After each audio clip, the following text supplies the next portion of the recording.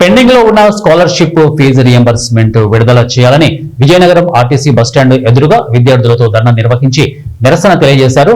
ఈ సందర్భంగా ఏఐఎస్ఎఫ్ జిల్లా కార్యదర్శి ఎన్ నాగభూషణం, సహాయ కార్యదర్శి బి గౌరీశంకర్ రాష్ట్రంలో కూటమి ప్రభుత్వం అధికారంలో రాకముందు రాష్ట్ర విద్యాశాఖ మంత్రి నారా లోకేష్ అనేక విద్యారంగ సమస్యలు పరిష్కరిస్తామని హామీ ఇచ్చి విద్యార్థులతో ఓట్లు వేయించుకొని అధికారంలోకి వచ్చిన తర్వాత విద్యార్థుల్ని పూర్తిగా మోసం చేస్తున్నారని మండిపడ్డారు. రాష్ట్రంలో ప్రైవేటు, కార్పొరేట్ కళాశాల అభివృద్ధి కొరకే కూటమి ప్రభుత్వం పనిచేస్తోందని, ప్రాథమిక విద్య నుండి పీజీ విద్య వరకు ప్రైవేటు, కార్పొరేట్ విద్యా సంస్థల అభివృద్ధి కొరకై ఈ రాష్ట్ర ప్రభుత్వం ఉందని వారన్నారు.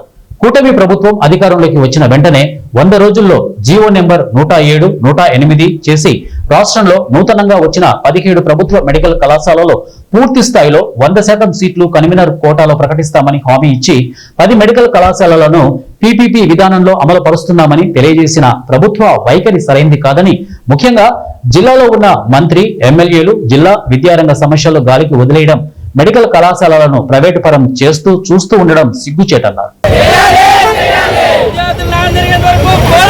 రాష్ట్ర వ్యాప్తంగా ఏఐఎస్ఎఫ్ ఆధ్వర్యంలో అన్ని జిల్లాల కేంద్రాల్లో నిరసన జరుగుతూ ఉంది.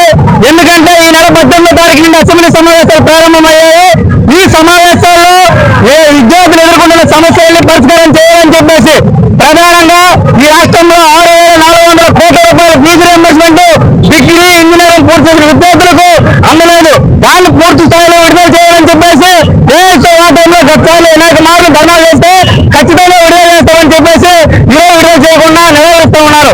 అలాగే మెడికల్ కళాశాలలో దాదాపుగా 17 మెడికల్ కళాశాలలో ముందుగా